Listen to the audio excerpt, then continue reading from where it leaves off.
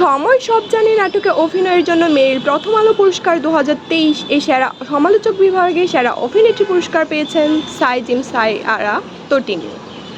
এই প্রথম কোনো পুরস্কার পেলেন তিনি। এ প্রসঙ্গে নায়িকা বলেন, এ অনুভূতি ভাষায় প্রকাশ করার মতো নয়, এ এক অন্য রকমের অনুভূতি।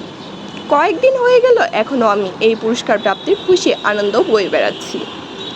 সবচেয়ে বেশি ভালো লেগেছে প্রথমে আমি সমালোচক পুরস্কার পেয়েছি। বিজ্ঞ জুরি বোর্ড আমার কাজকে প্রসঙ্গ করে পুরস্কৃত করেছেন। একদমই মনে হয়নি, আমি কল্পনাই করিনি এই নাটক এত বড় পুরস্কার বয়ে আনবে।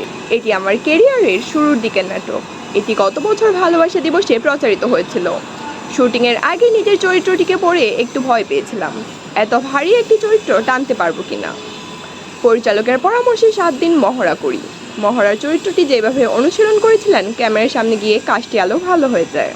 অভিনয়ের ক্ষেত্রে কাউকে অনুসরণ করি না। অনুসরণ করতে গেলে আরও বাজে হয়ে যায় অভিনয়। বরং নিজের মতো করে কাজ করলে অভিনয়টা ফুটিয়ে তুলতে পারি।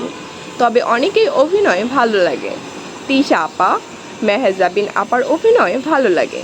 তবে মেহজাবিন আপাকে একটু আলাদা করে বলতে হয়। শূন্য থেকে আজকের মেহজাবিন চৌধুরী হওয়া একটি দৃষ্টান্ত। তিনি আমাদের প্রজন্মের অনেকের আদর্শ হতে পারেন।